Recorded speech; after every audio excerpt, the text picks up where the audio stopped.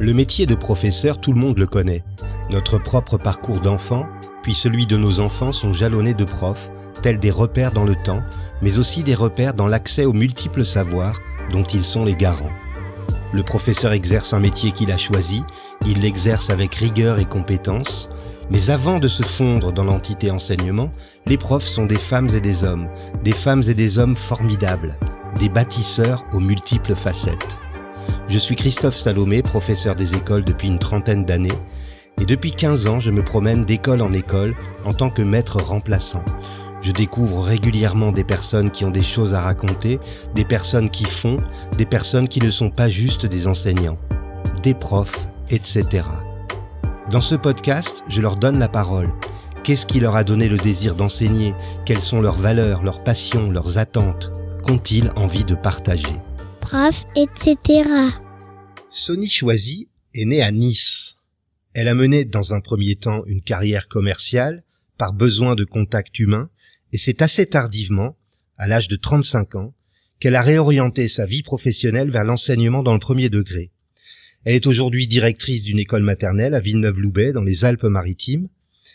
Lorsqu'elle parle de son métier, 3 mots essentiels reviennent comme un mantra. La passion, la motivation et l'amour. Elle voit sa fonction d'enseignante comme une évolution permanente, un épanouissement et un enrichissement qu'elle puise au contact des autres. C'est également grâce à son métier de prof qu'elle s'est rendue compte que nous possédons tous de nombreuses ressources inexploitées. Sony Choisy, bonjour. Bonjour. Qu'est-ce que vous avez pris ce matin au petit déjeuner? Alors, j'ai mangé un yaourt au soja avec quelques noix de cajou, quelques amandes, du sésame et des graines de courge et une cuillère de miel. Et un jus de citron avant tout ça. Chaud, le jus de citron. Non, tiède. Ah, très bien.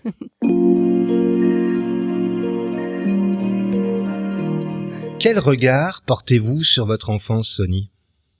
Alors, c'était une enfance assez stricte, avec beaucoup d'amour et beaucoup de règles. Nous avions un cadre qui était bien établi par notre papa, qui était assez rigide. Je le vivais en tout cas à cette époque de cette manière-là et ils nous ont enseigné les valeurs et ma maman nous donnait beaucoup d'amour. Prof, etc. Quel est votre meilleur souvenir en tant qu'élève? Alors en tant qu'élève, j'ai quelques souvenirs, mais j'ai surtout le meilleur souvenir, ce serait peut-être la tenue des cahiers. Je ne sais pas pourquoi, mais ce serait des cahiers bien écrits, avec une manière d'écrire avec la plume à l'époque, qu'il fallait tremper dans l'encrier, où il fallait vraiment s'appliquer. J'ai l'odeur du papier et de l'encre. Vous avez été quel genre d'adolescente? Une adolescente très sage. Encore une fois, due à ce cadre et à ses valeurs, très sage, très introvertie, assez paradoxalement avec ce que je suis devenue plus tard. Je parlais peu, je craignais beaucoup mon papa, et donc j'étais très très calme. Prof, etc. En quoi cette période de l'adolescence a influencé votre carrière et également le parent que vous êtes aujourd'hui? Alors, pendant cette période d'adolescence, je pense que j'avais déjà l'amour des enfants. Je me souviens être attirée par les bébés dans les landaus, les enfants tout petits. Et puis surtout, après l'adolescence, ce besoin d'échanger finalement. Cette parole qui a été un petit peu absente pendant longtemps, finalement m'a donné cette envie après de parler, d'échanger, de communiquer.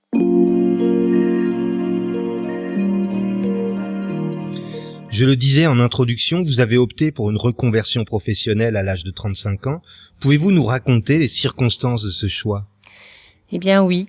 En fait, j'étais effectivement cadre dans une grande enseigne de la distribution et ensuite j'ai eu le bonheur et la chance d'avoir mes 3 enfants. J'ai eu surtout le bonheur de rester avec eux pendant une dizaine d'années et de m'en occuper.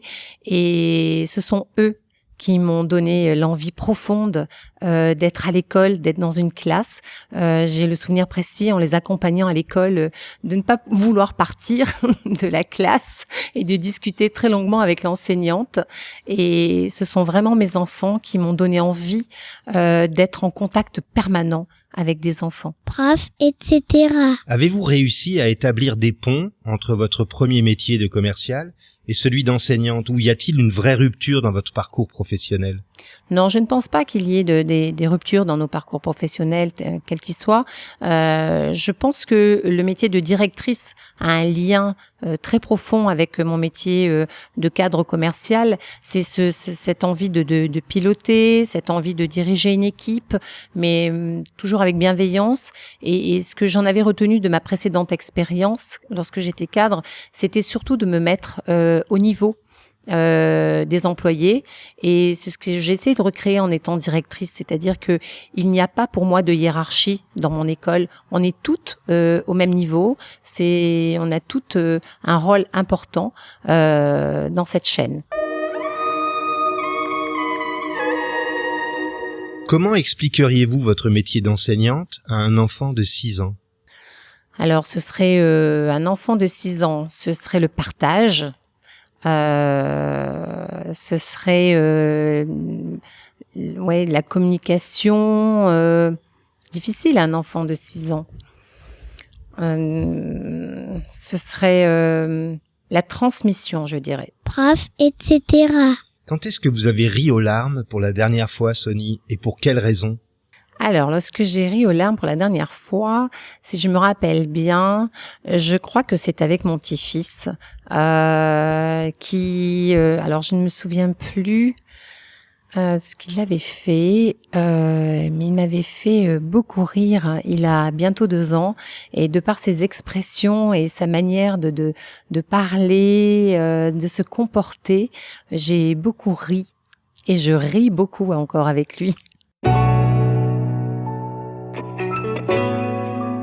Pouvez-vous me citer un moment préféré de votre journée, qu'il soit professionnel ou plus personnel ? Lorsque je me lève le matin.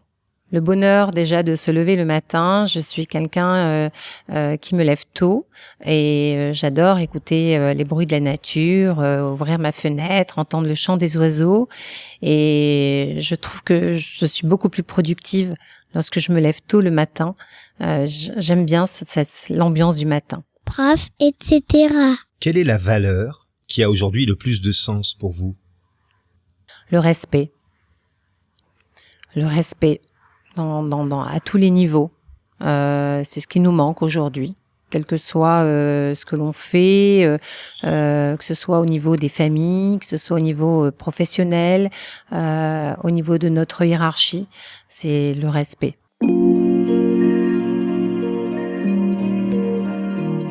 Et de quelle manière parvenez-vous à intégrer cette valeur dans votre pratique professionnelle ? Avec beaucoup d'amour et d'équité et de justice, je crois. C'est à ces conditions-là que les enfants peuvent effectivement vous respecter très facilement. Prof, etc. Quel mot, selon vous, compléterait le mieux le mot enseigner ? Transmettre. C'est ce qui manque un petit peu aujourd'hui. Je suis souvent triste, je suis très attachée aux personnes âgées que j'admire, et j'ai souvent envie des fois de m'asseoir auprès d'eux et de les écouter pendant des heures et des heures, et j'ai le sentiment qu'aujourd'hui on perd beaucoup quand ils nous quittent, et que cette transmission n'a pas été faite correctement. Quelle compétence ou capacité qui vous rend bien des services dans votre vie vous rend un peu fier ? Alors, j'ai du mal à être fière de moi, mais d'après ce que j'entends et ce que l'on me renvoie, j'aurai cette capacité à écouter parce que j'aime les gens et je n'aime pas les voir souffrir, et donc effectivement, je vais prendre le temps d'écouter les gens que j'aime et essayer de les aider si je le peux. Prof, etc. Si vous pouviez vous mettre dans la peau de quelqu'un d'autre, vivant ou mort, pour une seule journée, vous choisiriez qui ? Simone Veil. J'ai une admiration sans borne pour cette femme. Une grande dame. intérieurement, extérieurement. Je pense souvent à elle et sans équivoque Simone Veil. Comment définissez-vous le succès ? Le succès. Alors, ce serait la réussite. Le succès, ce serait d'être en paix, d'arriver à une certaine sérénité, de pouvoir regarder ce qu'on a autour de nous et d'en être satisfait.